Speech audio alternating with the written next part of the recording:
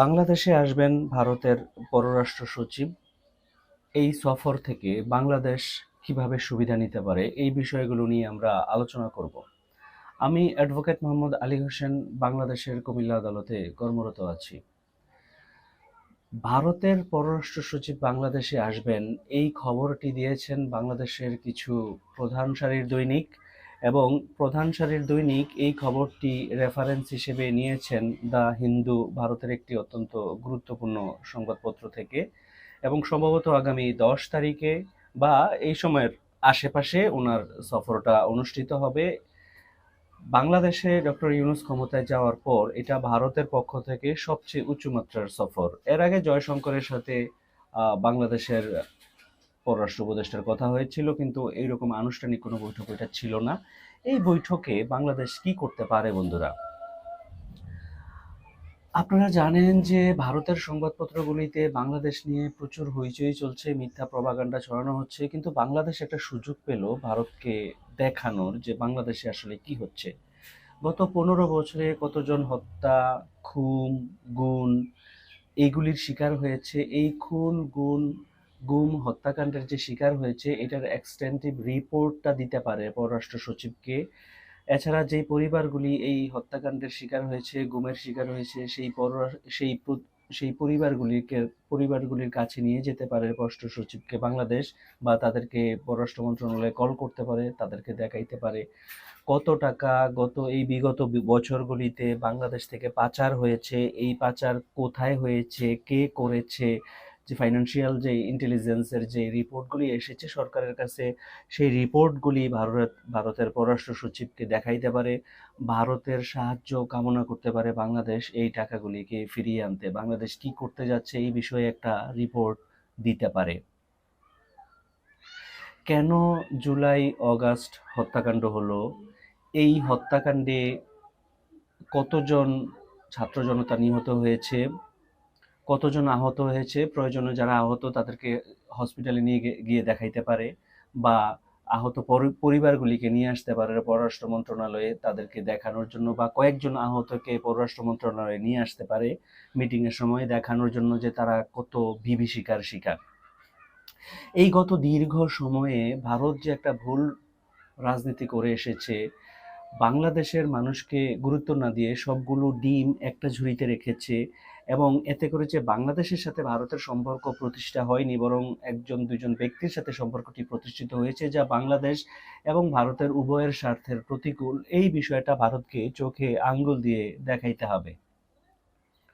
এরপর বাংলাদেশে যে চিন্ময় দাসের অনুসারীরা বাংলাদেশের একজন প্রথিতযশা আইনজীবীকে হত্যা করে ফেললেন চট্টগ্রাম আদালতে, সেই আইনজীবী পরিবারের সাথে পররাষ্ট্র সচিবের আলাপ করিয়ে দিতে পারে, বা তার কবরে নিয়ে যেতে পারে জিয়ারত করার জন্য, বা তার ফ্যামিলির কাছে নিয়ে যেতে পারে, বা ফ্যামিলিকে ঢাকায় নিয়ে আসতে পারে যদি সচিবের এত সময় না থাকে।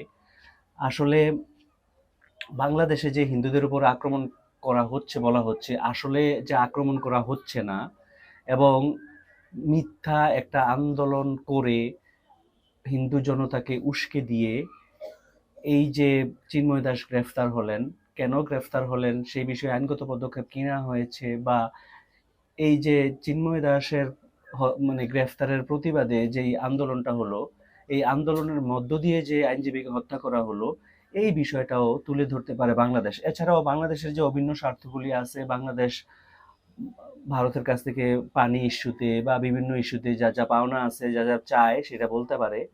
ভারত যে বাংলাদেশের শত্রু না, ভারত যে বাংলাদেশের প্রতিনিধি, ন্যায্যতার ভিত্তিতে যে সম্পর্কটা স্থাপন করা দরকার, এই বিষয়টা বাংলাদেশ ভারতকে বুঝিয়ে বলতে পারে। এছাড়া সীমান্ত হত্যা সহ আরো কিছু বিষয়, এগুলি যাতে কমে আসে।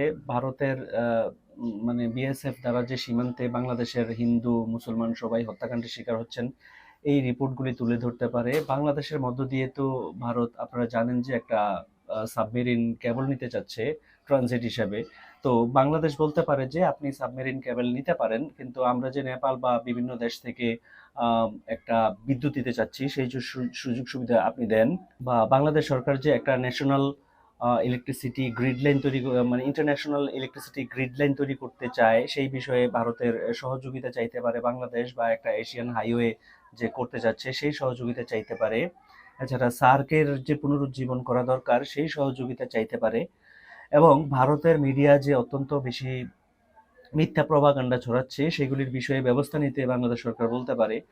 বন্ধুরা, এইরকম নানা রকম ইস্যু যেগুলি আমি উল্লেখ করতে পারি নাই, বা আহ, আপনাদের যেই বিষয়গুলি এখনো মাথায় আসতেছে যেগুলি আমি কাভার করতে পারি নাই, সেই সকল ইস্যুতে ভারতকে ইনফর্ম করে ভারতকে জানাতে পারে যে আমরা আসলে ভারতের শত্রু না, ভারতের প্রতিবেশী, ভারতের সাথে আমরা বন্ধু হিসেবে থাকতে চাই। এবং ভারত যদি তার ভুল রাজনীতি বন্ধ না করে, যদি বন্ধ করে, তাহলে ভারত এবং বাংলাদেশের সাথে একটা বন্ধুত্বমূলক প্রতিবেশীমূলক সম্পর্ক রাখা সম্ভব। ভারত যদি তাদের ভুল রাজনীতি চালিয়ে যায়, শুধু কোনো ব্যক্তিকে বা কোনো বিশেষ দলকে যদি সাপোর্ট দিয়ে যায়, তাহলে বাংলাদেশ অস্থিতিশীল হয়ে পড়বে। এই অস্থিতিশীলতার আঁচ লাগবে ভারতেও, কারণ বাংলাদেশ অস্থিতিশীল হলে ভারতের পার্শ্ববর্তী যে দেশগুলি আছে সেইগুলিও অস্থিতিশীল হয়ে যেতে পারে। বাংলাদেশ যদি উন্নত হয়, ভারতের পাশাপাশি একটা দেশ, এটা ভারতেরও আসলে উন্নতি। ভারতের রপ্তানি যদি বাংলাদেশে বন্ধ হয়ে যায়, ভারত কিন্তু বাংলাদেশের মতো এরকম বাজার আর কোথাও খুঁজে পাবে না। এরকম সকল ইস্যুগুলিকে একত্রিত করে, সময় খুব কম, এটা একটা বিশেষ একটা টিম গঠন করে দিয়ে তাদেরকে শুধুমাত্র এই ইস্যুতে রিপোর্টগুলি রেডি করে বাংলাদেশ পররাষ্ট্র মন্ত্রণালয়ের যারা মুখপাত্র হবেন ওই মিটিংয়ে তাদের কাছে যাতে দ্রুত সময়ের মধ্যে দিয়ে দেওয়া হয়, এবং রেডি হয়ে যাতে বাংলাদেশ ভারতের সাথে আলাপ আলোচনা করতে পারে, বাংলাদেশের চাহিদাটা জানাইতে পারে। এটা হবে একটা উন্নত উপায় এই পররাষ্ট্র সচিবের বৈঠক থেকে ফায়দা নেওয়ার চেষ্টা করতে পারে বাংলাদেশ। এই উপায়ে বাংলাদেশ লাভবান হইতে পারে, এজ ওয়েল এজ ভারতও এই সফর থেকে লাভবান হবে। আমরা অবশ্যই কারো সাথে শত্রুতা চাই না, অবশ্যই আমরা বন্ধুত্ব চাই, সেটা সাম্যতার ভিত্তিতে এবং ন্যায্যতার ভিত্তিতে। বন্ধুরা, আপনারা সুস্থ থাকবেন, ভালো থাকবেন। অন্য একটি পর্বে আপনাদের সাথে কথা হবে। আসসালামু আলাইকুম ওয়া রাহমাতুল্লাহ। Please subscribe my channel.